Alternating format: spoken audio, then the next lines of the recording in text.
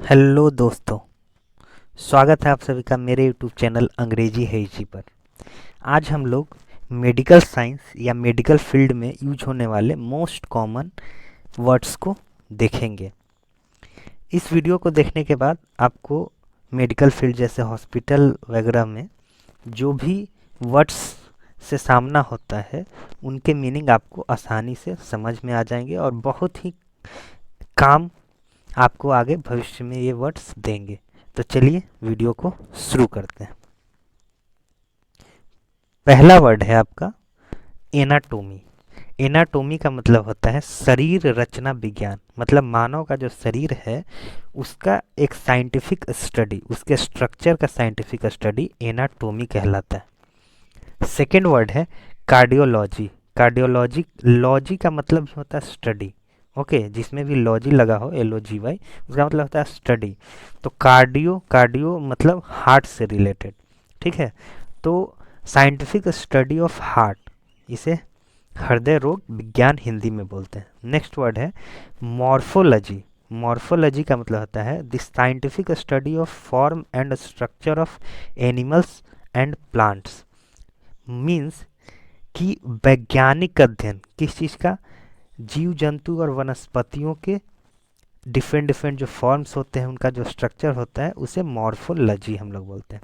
Next word है neurology. जो हमारा ब्रेन है, नर्वस सिस्टम है, उसका साइंटिफिक स्टडी, उससे रिलेटेड डिजीज का स्टडी तंत्रिका विज्ञान या न्यूरोलॉजी कहलाता है। नेक्स्ट वर्ड है न्यूरो सर्जन।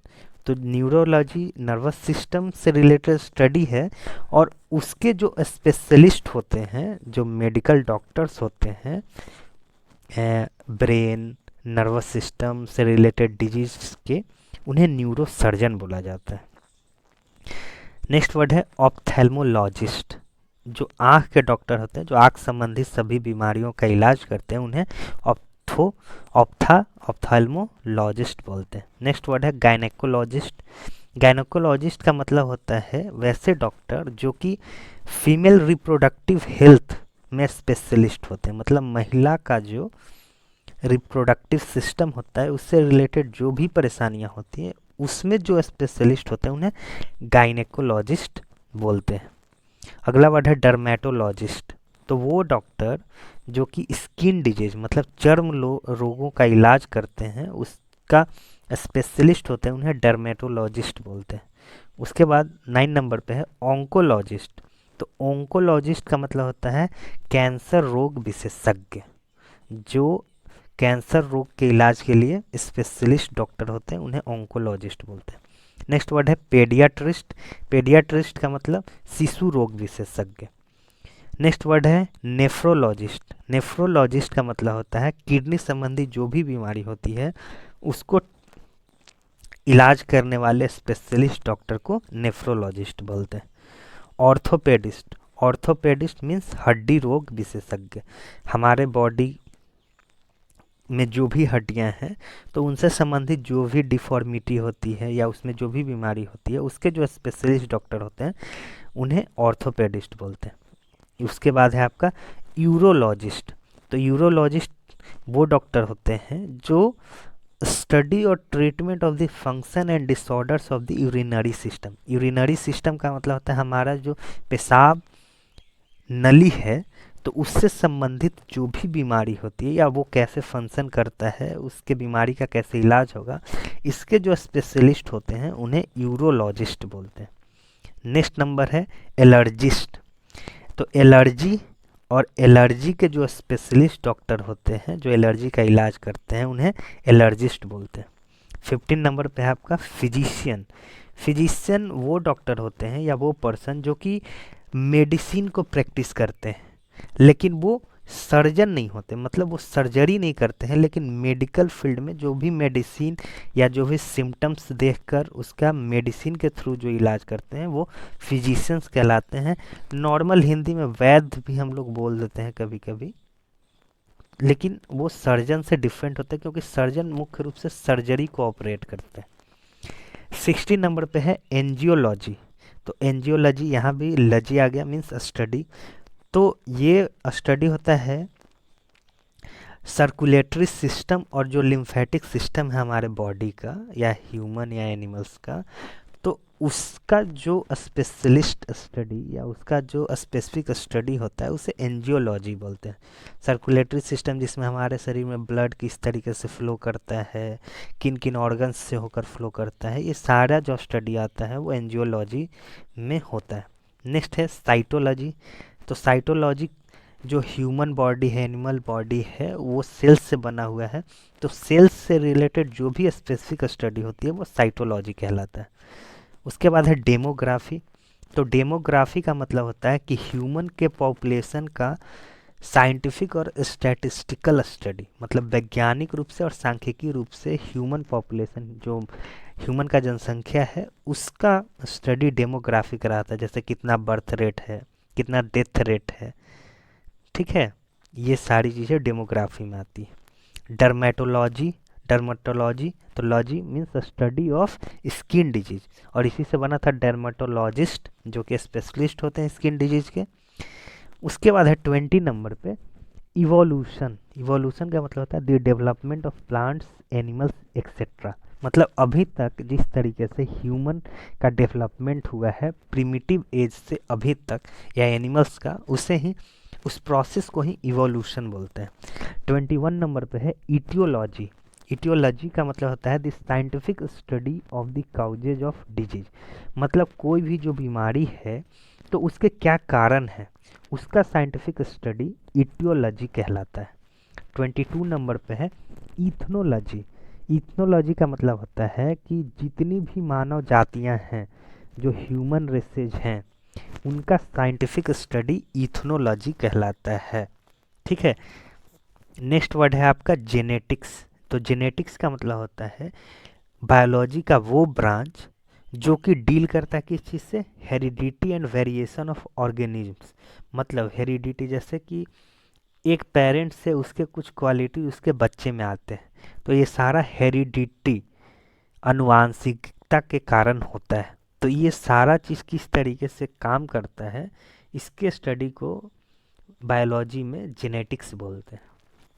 उसके बाद 24 नंबर पे है आपका जेरोंटोलॉजी। जेरोंटोलॉजी का मतलब होता है the scientific study of old age people and their problem. Means जो ओल्ड एज पीपल हैं, जो बूढ़े लोग हैं, तो उनके बारे में स्टडी और उनकी जो भी समस्याएं हैं, जो भी उनकी बीमारियां हैं, वो सारा जेरोंटोलॉजी के अंतर्गत आता है। नेक्स्ट वर्ड है गैस्ट्रोएंट्रोलॉजी। गैस्ट्रोएंट्रोलॉजी वो मेडिकल साइंस का ब्रांच है जो कि जो हमारे स्टमक है, जो पेट है, या जो इंटेस्टाइन है, आंत है, उसमें जो डिसऑर्डर होते हैं, जैसे गैस की समस्या हो जाती है या इंडाइजेशन होता है, तो ये सारी चीज़ें गैस्ट्रोएंट्रोलॉजी के अंतर्गत अध्ययन किया जाता है। नेक्स्ट वर्ड है हाइजीन। हाइजीन का मतलब होता है स्वच्छता। 27 नंबर पे है हिस्टोलॉजी। हिस्टोलॉजी का मतलब होता है the study of the microscopic structure of tissues. Tissue मतलब ऊतक, ठीक है, तो उनका स्टडी एकदम माइक्रोस्कोपिक, उनके जो स्ट्रक्चर होते हैं उसका स्टडी हिस्टोलॉजी कहलाता है। हेपेटोलॉजी तो ये मुख्य रूप से जो लीवर, यकृत की जो बीमारियां होती हैं या उससे संबंधित जो भी बीमारियां होती हैं उसके स्टडी को हेपेटोलॉजी बोलते हैं। हेपेट मतलब ही होता है लीवर, और लॉजी मतलब स्टडी, मतलब लीवर से रिलेटेड जो स्टडी। 29 नंबर पे है ऑन्कोलॉजी। इसका मतलब होता है कि कैंसर डिजीज का साइंटिफिक स्टडी, और इसी से ऑन्कोलॉजिस्ट बना था जो स्पेशलिस्ट होते हैं कैंसर डिजीज के। 30 नंबर पे है आपका ऑप्थेल्मोलॉजी। तो ऑप्थेल्मोलॉजी मतलब नेत्र विज्ञान, आँख से संबंधित जो भी विज्ञान, और ऑप्थेल्मोलॉजिस्ट पीछे आया था वर्ड, जो आँख के स्पेशलिस्ट डॉक्टर होते हैं। 31 नंबर पे है ऑर्थोपेडिक्स। ये वो ब्रांच होता है मेडिकल साइंस का जो डील करता है हमारे बोन्स और मसल्स में जो भी डिफॉर्मिटीज होती हैं उनको कैसे करेक्ट किया जाए, इन सारी चीज़ों को ये ब्रांच डील करता है, ऑर्थोपेडिक्स। फिजियोलॉजी। तो physiology the branch of biology deals with normal functions of living organisms and there parts. तो फिजियोलॉजी में क्या होता है कि लिविंग ऑर्गेनिज्म, जो सजीव जीव हैं, उनका जो नॉर्मल फंक्शंस होता है, उनके पार्ट्स का जो फंक्शन होता है, उसके बारे में स्टडी फिजियोलॉजी कहलाता है। 33 नंबर पे है आपका पैथोलॉजी।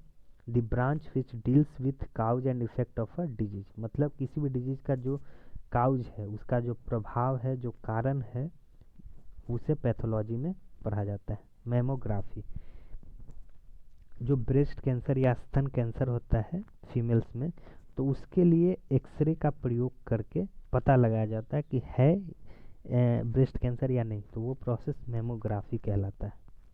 ठीक है। ओडोंटोलॉजी का मतलब, ओडोंटो का मतलब होता है दांत से संबंधित, और लॉजी मतलब स्टडी, मतलब दंत विज्ञान। ऑब्स्टेट्रिक्स मीन्स प्रसूति विज्ञान, मतलब जो बच्चा जन्म लेता है तो उससे रिलेटेड जो भी स्टडी होती है, डिलीवरी से रिलेटेड जो भी स्टडी होता है, उसे ऑब्स्टेट्रिक्स बोलते हैं।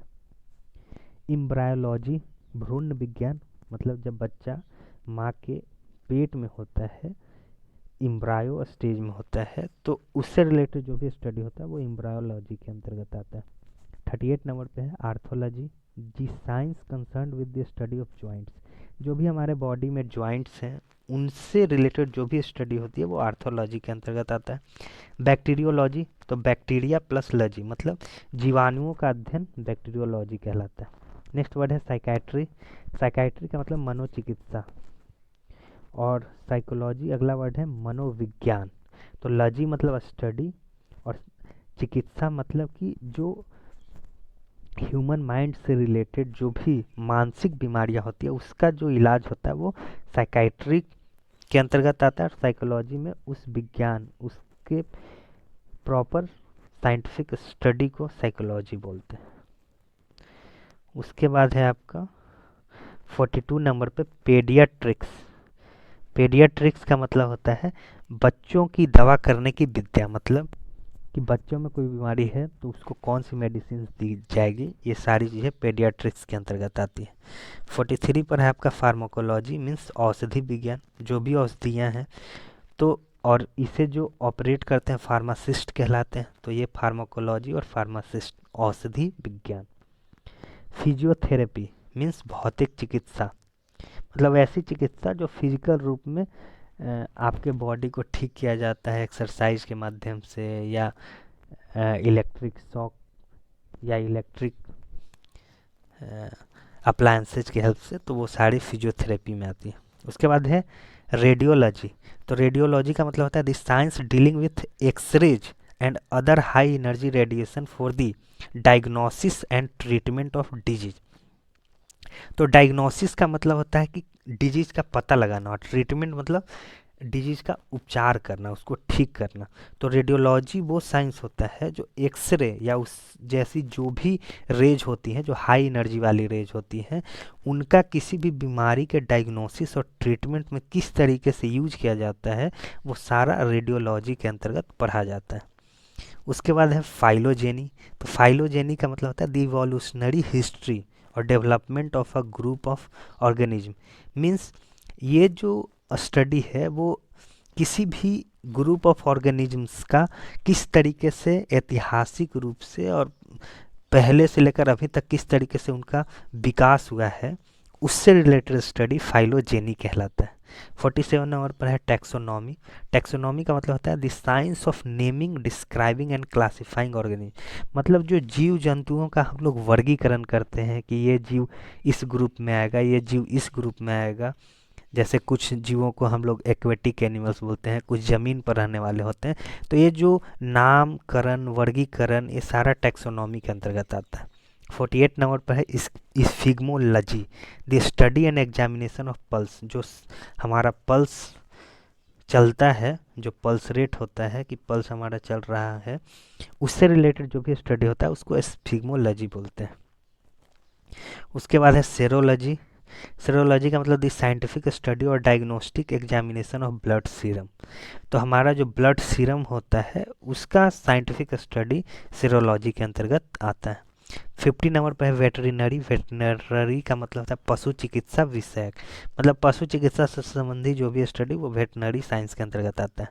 51 नंबर पर है telepathy, telepathy means the communication of thoughts between people's mind without using speech, writing और अदर नॉर्मल मेथड्स।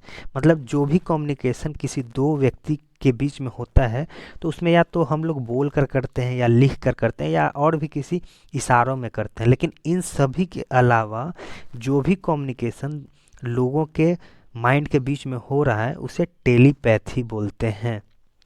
ओके। उसके बाद है 52 नंबर पे राइनोलॉजी। तो the branch of medical science concern with the nose and it's disease. मतलब नाक और उससे संबंधित बीमारी से रिलेटेड जो मेडिकल साइंस का ब्रांच होता है उसे राइनोलॉजी बोलते हैं। और इसी से एक बीमारी का भी नाम है राइनाइटिस। 53 नंबर पे है आपका ICU short form. Full form होता है इंटेंसिव केयर यूनिट। जैसे जो पेशेंट बहुत ज़्यादा क्रिटिकल होते हैं उन्हें तुरंत आईसीयू में शिफ्ट किया जाता है। तो ये होता है गहन चिकित्सा केंद्र, मतलब जहाँ पर बहुत ही स्पेसिफिक रूप से उस पेशेंट का इलाज किया जाता है, उसे आईसीयू बोलते हैं। उसके बाद है ओपीडी। ओपीडी का मतलब होता है आउट पेशेंट डिपार्टमेंट ट्रीटमेंट। मतलब जो भी नॉर्मल रोगी किसी भी हॉस्पिटल में जाते हैं तो सबसे पहले उन्हें ओपीडी में डॉक्टर देखते हैं।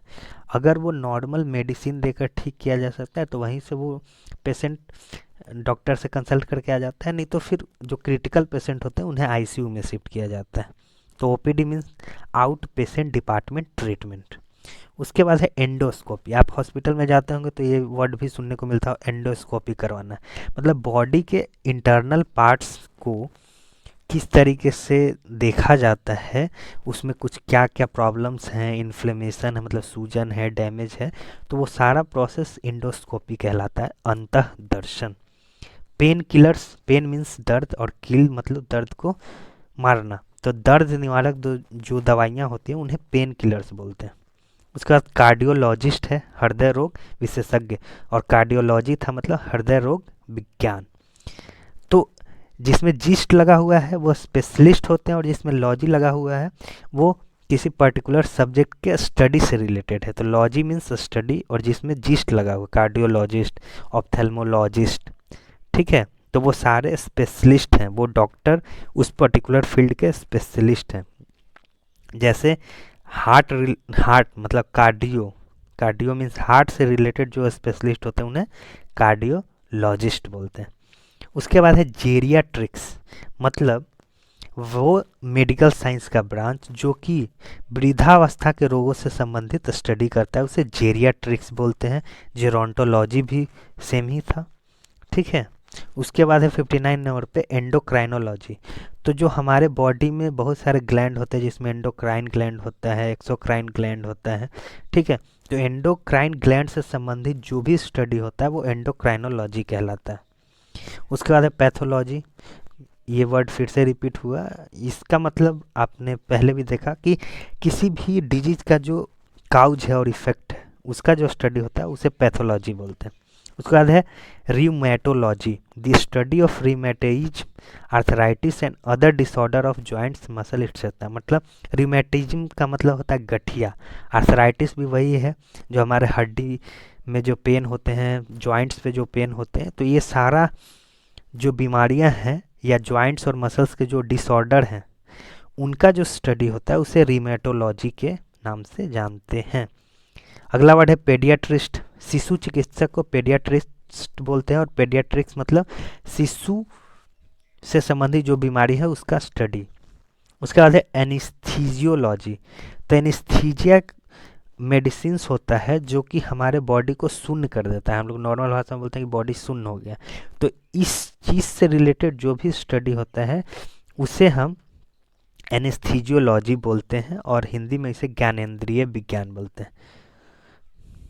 उसके बाद है आपका 64 नंबर पे है सर्जन, शल्य चिकित्सक। मतलब वो स्पेशलिस्ट जो कि सर्जरी को ऑपरेट करता है उसे सर्जन बोलते हैं। एक सर्जन था और एक फिजिशियन था। जो फिजिशियन वो होता है जो सर्जरी नहीं करता है। तो ये था डिफरेंस। उसके बाद है serology, a medical science dealing with blood serum specially in regard to immunological reactions. मतलब सेरोलॉजी वो मेडिकल साइंस का ब्रांच होता है जो ब्लड सीरम या ब्लड का स्टडी करता है कि ब्लड किस तरीके से हमारे इम्यूनोलॉजिकल सिस्टम जो हमारा प्रतिरोधक क्षमता है उसको किस तरीके से प्रभावित कर रहा है। ये सारा चीज़ें सेरोलॉजी में आता है। पल्मोनोलॉजिस्ट और doctor who focuses on respiratory systems and lungs. जो हमारा रेस्पिरेटरी सिस्टम है, ठीक है, जो हम ऑक्सीजन लेते हैं, इनहेल करते हैं, जो हमारे लंग्स से ब्लड के माध्यम से ऑक्सीजन पूरे बॉडी में इधर उधर, हार्ट से, तो ये सारी चीज़ें पल्मोनोलॉजिस्ट चेक करते हैं, वो डॉक्टर होते हैं। उसके बाद है ओटोलैरिंगोलॉजिस्ट। तो ये जो स्पेशलिस्ट, वो डॉक्टर जो कि ईयर, नोज और थ्रोट के स्पेशलिस्ट होते हैं, उसे ओटोलैरिंगोलॉजिस्ट बोलते हैं। उसका 68 नंबर पे आपका रेडियोलॉजिस्ट।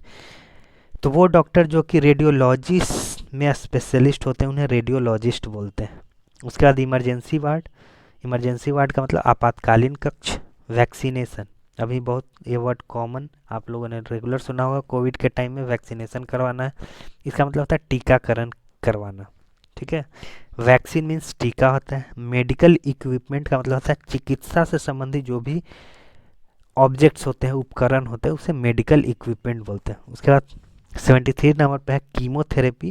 कीमोथेरेपी कैंसर डिजीज से रिलेटेड एक ट्रीटमेंट होता है जिसमें डॉक्टर केमिकल सब्सटेंस का यूज करते हैं कैंसर को ठीक करने के लिए। तो ये प्रोसेस कीमोथेरेपी कहलाता है। तो दोस्तों ये थे मेडिकल फील्ड या मेडिकल साइंस में यूज होने वाले मोस्ट कॉमन वर्ड्स। और ये वर्ड्स जब भी आप हॉस्पिटल या मेडिकल फील्ड में कहीं भी जाते होंगे तो ये वर्ड्स आपको रेगुलर सुनाई देता होगा।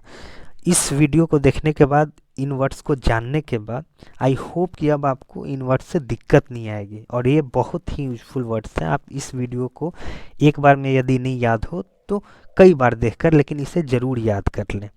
और यदि ये वीडियो पसंद आया हो तो प्लीज़ वीडियो को लाइक, शेयर एंड कमेंट करें और मेरे चैनल को भी सब्सक्राइब करें। इससे मुझे मोटिवेशन मिलता है कि मैं आगे भी इसी तरीके का नॉलेजेबल वीडियोज आपके लिए लाता रहूँ। धन्यवाद।